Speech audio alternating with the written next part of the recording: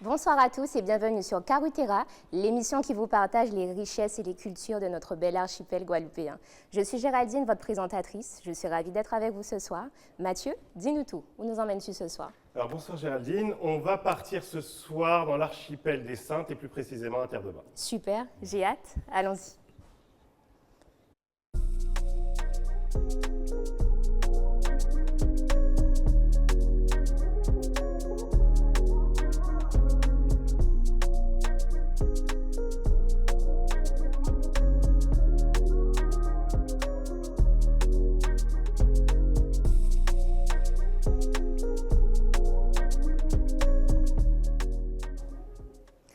Et pour nous accompagner ce soir, nous avons le plaisir d'accueillir deux personnalités de Terre-de-Bas.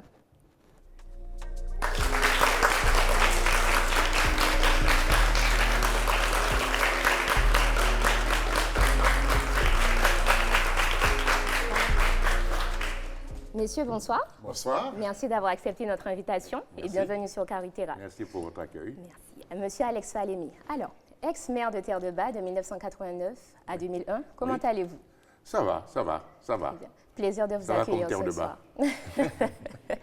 Et monsieur Raphaël Dubé, principal du collège de Terre-de-Bas. Enchanté. Bon, moi, je suis très content d'être là et merci de votre accueil. Donc, je précise collège, il faut bien dire collège archipel des Saintes parce que ça regroupe les deux îles, Terre-de-Haut et Terre-de-Bas. Super, ben merci encore messieurs. Je vous en prie. Nous reviendrons vers vous d'ici quelques minutes. D'ici là, Mathieu, comme on dit, l'image vaut mieux que des mots. Tout à fait, nous allons partir à la rencontre de la population de Terre-de-Bas et les gens vont nous exposer finalement leurs attentes et leurs espoirs et l'amour de leur île. Très bien, voyons tout ça.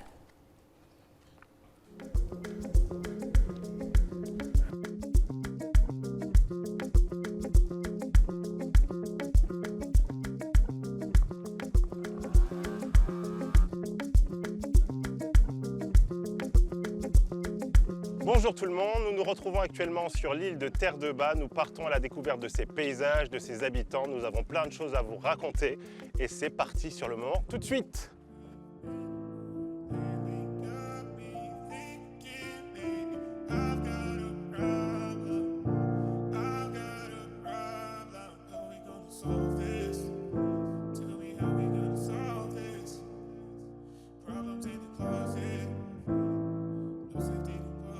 Je suis né ici, à Terre-de-Bas.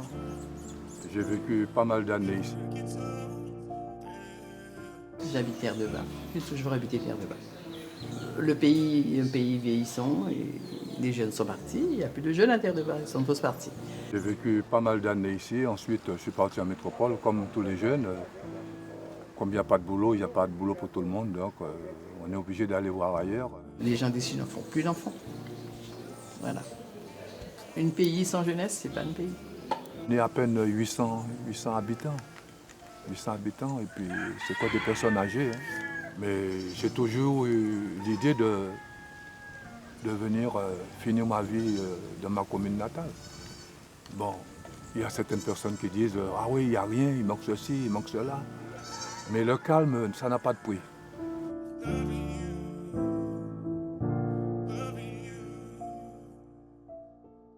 Puis, j'ai toujours vécu par aussi. Disons, c'est la famille, quoi. Ma grand-mère, mon grand-père, toute la famille, quoi. J'ai été marin-pêcheur très tardivement. Hein. C'est-à-dire que j'ai vécu ici. Bon, on allait à la Seine lorsqu'on était enfants, tout ça. Moi, je suis en train de refaire les mailles. Mon papa faisait la pêche. Et j'ai toujours pratiqué la pêche avec lui.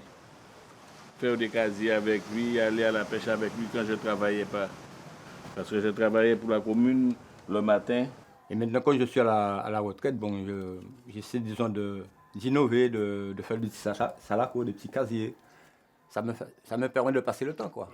Et d'avoir parfois un petit quelque chose. S'il y a quelqu'un qui est intéressé pour un petit salaco, et puis bon, je le fais.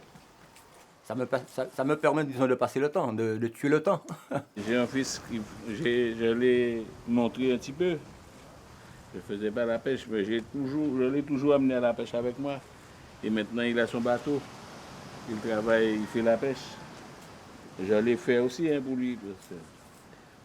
Je l'ai montré comment il fait. quand il est à Trois-Rivières, mais là, il amène ça. Quand il va tirer les casiers, ceux qui ne sont pas dans la chaîne, il amène ça pour moi, pour que je puisse refaire pour lui. Bon, en ce moment, quand même, il nous reste peut-être 4 ou 5 marins pêcheurs. Alors, la plupart des marins, en ce moment, ils ont la possibilité disons, quand ils vont à la retraite, ils ont la possibilité de réactiver la pêche. Donc, ils payent juste une petite rôle et puis ils ont un petit truc à payer, bon, juste pour ne pas tuer la pêche, quoi.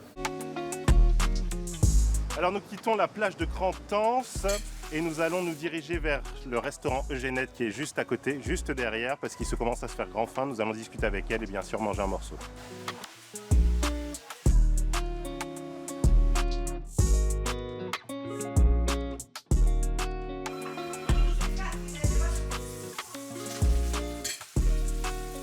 Ma maman qui a créé le restaurant en juillet 75. Donc il a créé le restaurant, mais le restaurant il ne marchait pas comme maintenant. Parce que le restaurant, on travaillait que le dimanche. Parce qu'il n'y avait pas de bateau entre Terre de Haut et Terre de Bas. Il n'y avait pas de bateau non plus pour repartir, donc il fallait repartir à 11h. Donc il y a des gens qui mangeaient depuis à 11h, avant 11h, donc ça faisait courir. Mais le dimanche, le bateau partait à 4h, donc on avait le temps, les gens avaient le temps pour manger. Donc on travaillait que le dimanche bien, mais la semaine, c'était pas... Pendant quelques années, de 75 jusqu'à 90, on travaillait que le dimanche. Et après, ça s'est passé. Après, ils ont mis... La thalassa est passée chez ma maman. Et c'est ma maman qui a dit que nous, pour que nous, à Terre de Bas, on puisse travailler, il faut qu'il y ait une navette entre Terre de Haut et Terre de Bas. Parce que les gens qui viennent à Terre de Haut pour une semaine ou un mois, ils peuvent descendre la journée et manger chez nous. J'ai repris le restaurant en 1999. Quand ma maman a pris sa retraite, donc elle m'a légué le restaurant. Ce qu'on fait, c'est tous les produits de la mer. Tu vois, on fait tous les produits de la mer. Il y a de la langouste, du poisson coffre, il y a du chartreux, il y a du poisson. La langouste, c'est les acras, alors ça, c'est un fruit, ça. Ça fait beaucoup de dégâts, je veux dire, de dégâts même.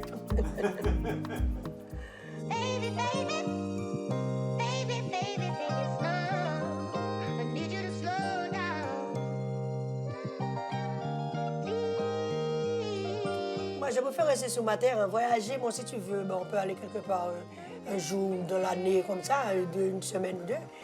Mais le calme, ça n'a pas de prix. Ça n'a pas de prix. Regarde maintenant là, j'étais en vacances, je m'assois pour regarder si j'ai pas un message. Autrement, je reste assis là. Quand moi j'étais petite, il n'y avait pas tout ça de voiture. Il y avait un monsieur qui avait une voiture, il connaît tout le monde en camionnette. Donc du coup, ça a beaucoup changé. Quand je rentre chez moi, je dis ouf là. Donc je suis 100% citoyen. Je ne vais pas quitter mon île pour aller vivre ailleurs. Bon, une semaine, 2 semaines, un mois, mais définitivement non.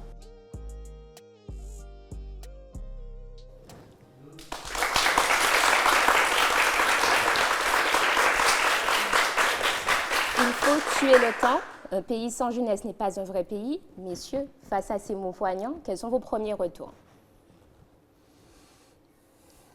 Monsieur Falémé, peut-être? Ah ben, écoutez, c'est tout à fait normal qu'un pays qui n'a pas de jeunesse, et je le disais il y a quelque temps, c'est un problème guadeloupéen. Et parmi les jeunes, quels sont celles et ceux qui connaissent Terre de Bas? Ah ben, vous voyez. Donc ça signifie que vous avez votre place à Terre de Bas. Je dis que nous avons souffert de beaucoup de choses. Nous avons souffert surtout après le tremblement de terre de 2004. La plupart des jeunes sont partis. Quand il n'y a pas de travail dans un pays, on ne voit pas les raisons pour lesquelles les jeunes resteront. Et je crois que la création du collège a eu un plus pour nous. Car je le dis, et je le dis souvent, le principal confirmera, c'est le seul collège en Guadeloupe où il y a un internat, où on peut loger les jeunes. Alors, mais malgré cela, les chiffres, eux, ne mentent pas. Ah oui. Selon l'INSEE, en 2000, oui, nous avons passé en 2020, pardon, nous avons passé un cap important pour Terre de Bas, soit moins de 1000 habitants. Tout à fait. Comment expliquer cela? Monsieur Dubé, comment maintenir cette jeunesse sur Terre de Bas, vous qui êtes au quotidien à leur côté? Alors, donc, déjà, si tous ces jeunes qui sont derrière moi ont levé la main pour dire qu'ils connaissent Terre de Bas, c'est parce qu'il y a des coopérations pédagogiques avec d'autres établissements du Sud Basse-Terre et aussi parce qu'il y a le programme Classe de mer qui vient à l'internat avec la coopération du conseil départemental et bien sûr du rectorat. Je crois que un pays où il y a un territoire où il n'y a pas d'école, quand il n'y a pas d'école, il n'y a pas de vie. Et donc, il y a des choses à développer sur Terre de Bas et peut-être il faut que toutes les bonnes volontés se mettent ensemble pour qu'il y ait quelque chose qui soit fait pour retenir les jeunes parce qu'il y a des opportunités, il faut les créer, les susciter et voilà, je pense qu'il faut aller vers ça. Justement, en dehors de l'éducation, il y a un point important qui a été soulevé dans ce documentaire qui est le calme, la tranquillité. Il y a des exemples tels qu'au Cap-Vert où justement on travaille sur ce tourisme slow. Peut-être que c'est un indicatif également pour Terre de Bas. Absolument. Moi, je pense que vous avez parfaitement raison.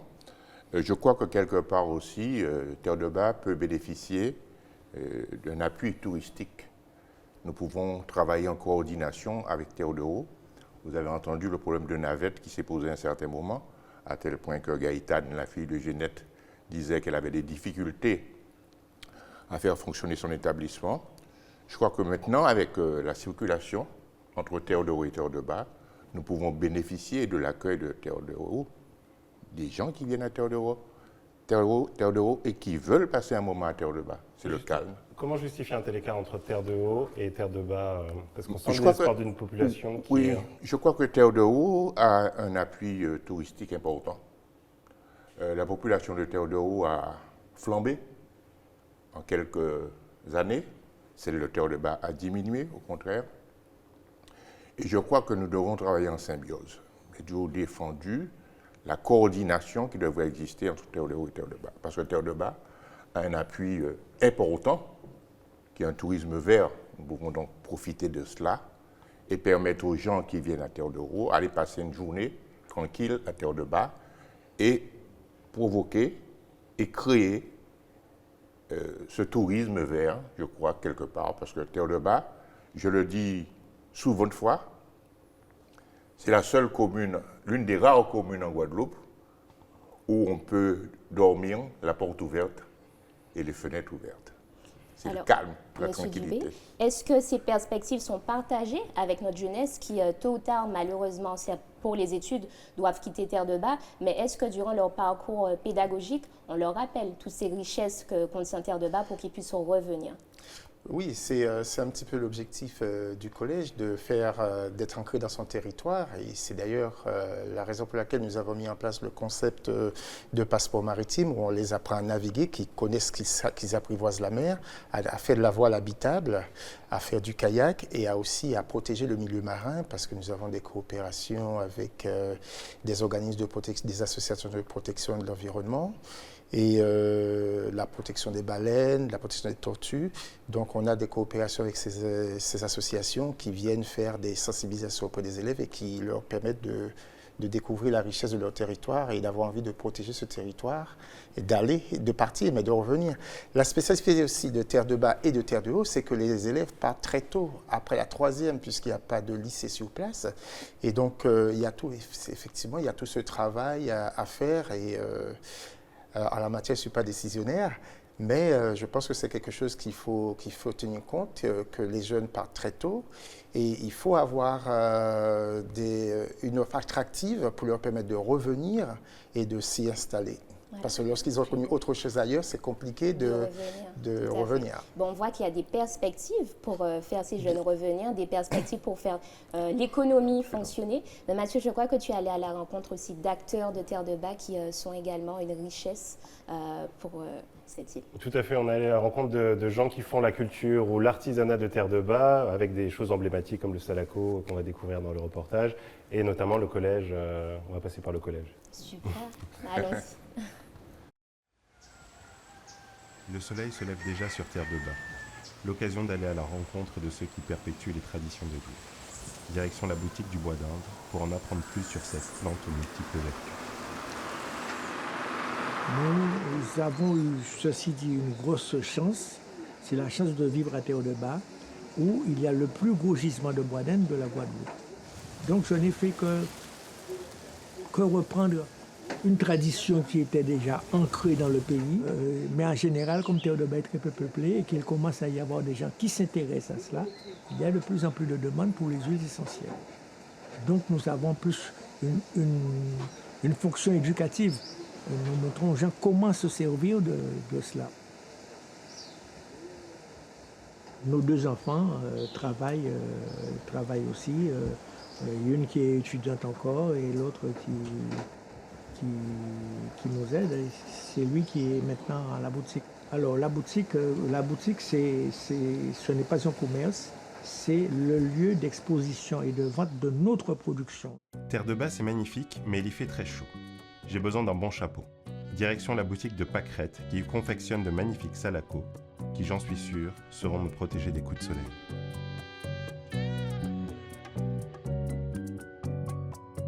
J'ai été à l'école à Terre de Bas et puis après, comme les autres personnes, je suis partie à Pointe-à-Pitre. Après, j'ai été à Basse-Terre et puis après, je suis retournée prendre l'entreprise familiale des parents.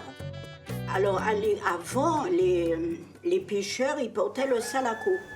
Parce qu'à l'époque, il n'y avait pas de casquette, il n'y avait pas de chapeau de paille. En principe, le vrai chapeau Saint-Ouen, c'est le bleu en dessous et le blanc dessus, parce que ça protège le soleil. Mon père, il faisait le salaco, comme tous les hommes d'ici qui faisaient le chapeau. Et au fur et à mesure, c'est parti. Les gens ont laissé tomber le salaco parce que les chapeaux sont arrivés. Alors il y a mon frère Pascal qui est là. Lui, il monte sur la montagne où on a un terrain qui avait plein de bambous, enfin qui a toujours des bambous. Lui, il va prendre le bambou. Alors quand on a, par exemple, une commande comme les jours gras, on avait des commandes, ma fille et ma belle-fille commencent à coudre. Nous, on appelle ça la couture du chapeau. Vous voyez, pour coudre tout autour. Mon fils aussi, moi-même, je mets aussi la main, parce que quand on a des commandes, il faut faire vite, il faut respecter.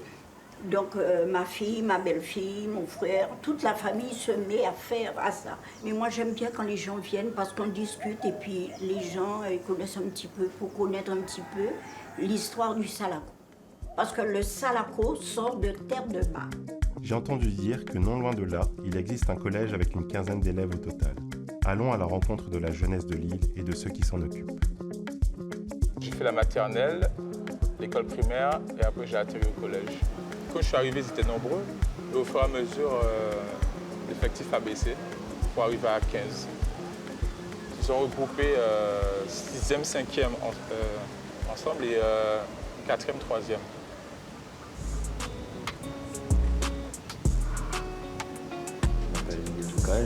J'ai 13 ans et j'habite ici depuis que je suis tout petit. Et je suis né à Basse-Terre. Comparé à elle, malheureusement, je ne suis pas né ici. Et voilà. Bonjour, je m'appelle Anaïs Sabin, je vais avoir 13 ans, donc j'ai 12 ans. Je suis née à Terre de Bas et je vis depuis toute petite. Moi, personnellement, oui, on trouve toujours un truc à faire avec mes amis. Que ce soit ici, à Terre de Haut, on essaie de trouver toujours une sortie à faire pour pas qu'on s'ennuie. Et quand on n'a rien à faire, on reste chez nous, quoi. Et oui, on fait beaucoup de sport, même si on n'a peut-être pas le même âge, on trouve toujours un moyen de s'arranger pour pas qu'il y ait de problèmes. Vous voyez. Pour moi, on s'amuse tout le temps, même s'il y a seulement le dimanche, on reste chez nous. Les samedis, on peut aller à la plage, on peut sortir le soir, faire plein de choses. Ce qui change, c'est que comme c'est un petit collège, donc ce qui fait qu'on connaît tout le monde et le rapport est différent. C'est un peu, je dirais, familial, quoi. On se comporte comme si c'était ses propres enfants, quoi, en fait. Donc ce qui fait que on fait en sorte que tout se passe bien.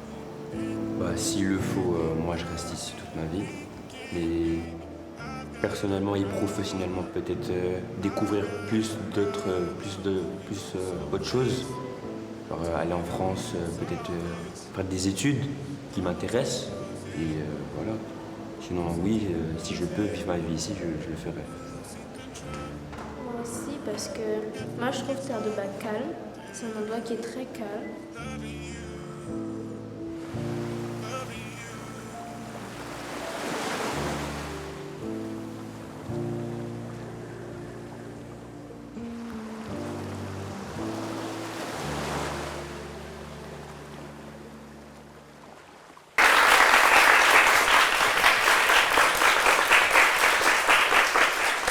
Monsieur Falémé, nous avons une question pour vous. Tout à Ce fait. collège a été construit lors de votre mandature. Tout à fait. Quels étaient les objectifs, les attentes? Alors, parce que c'était fondamental.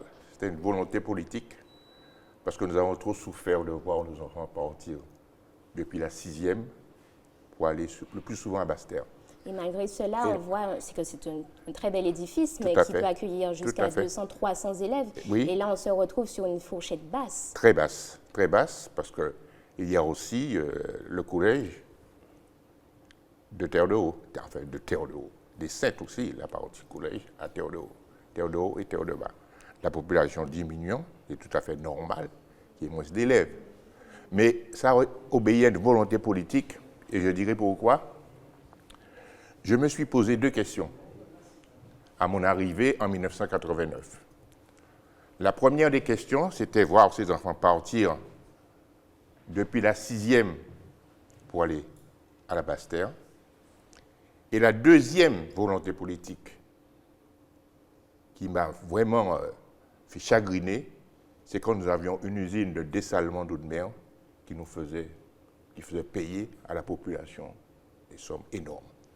Donc nous avons fait venir la canalisation sous-marine qui part de Cap-Esther, Bello, et qui arrive aux Saintes, Terre-de-Haut, Terre-de-Bas. Avec du recul, est-ce que vous auriez fait les choses différemment? Non. Très bien. Ça a le Franchement, non. mérite d'être clair. Franchement, non. Je vous dirai pourquoi. Si demain ce collège ne sert plus à rien, il servira toujours à quelque chose, parce que n'oublions pas qu'après le tremblement de terre de 2004, toute la population de Petite-Anse s'est réfugiée dans ce collège. Et comment justifier justement le fait qu'il y ait des élèves à Terre-de-Haut et Terre-de-Bas alors que le collège est censé réunir les 2 îles? Le collège a été construit à Terre-de-Bas pour les élèves de Terre-de-Haut et Terre-de-Bas. Il y a eu une autre approche politique qui a fait qu'on a construit effectivement un collège à Terre-de-Haut. Ça n'a pas été dans le sens qui était envisagé auparavant lors de ma mandature. Alors, nous avons bien compris les attentes de ce collège. Néanmoins, la réalité est que ça vous met dans une position assez délicate, monsieur le principal. Quels sont les défis que vous avez à relever chaque jour? Le défi, c'est très difficile d'être présent sur 2 îles en même temps. Donc, j'ai la gestion des deux sites. Donc, je m'en accommode. Et moi, je crois que l'ambition, j'espère que ce n'est pas une prophétie limitative que M. Falémé nous livre. Moi, j'aimerais que cet établissement vive. Et le fait d'avoir un internat, c'est un atout indéniable qui permet d'attirer des élèves. Et là, donc il y a des projets en cours, d'avoir un projet une formation autour de la voile et d'initier les élèves à la voile et que Terre-de-Bas soit quelque part avec une section sportive tournée vers la voile et que ça peut être un fleuron pour faire connaître l'archipel et un atout de développement également puisque là où il y a une école, il y a de la vie. Très bien, des très beaux projets. Mathieu, il faudra qu'on s'y rende, tout simplement, pour voir tout cela. Alors, j'aimerais juste un petit mot pour ces artisans, comme on peut le voir, qui sont vraiment des atouts pour Terre-de-Bas et qui prônent tout simplement la culture. Un dernier mot pour eux? Oui. Je parlais du Salako. Très bien. Oui, pardon.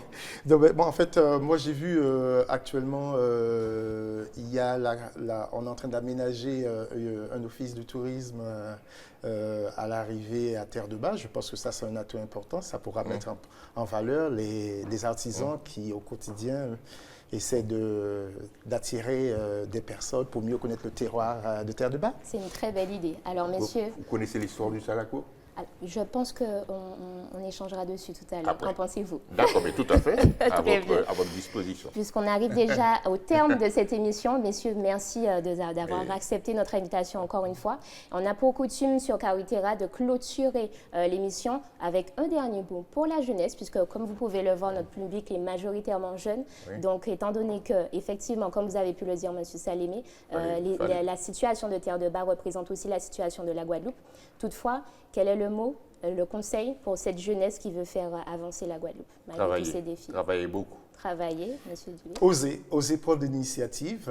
On peut échouer, mais Thomas Edison qui a inventé l'ampoule, lorsqu'il avait échoué au bout de 900 fois, il a dit je connais 900 façons d'échouer.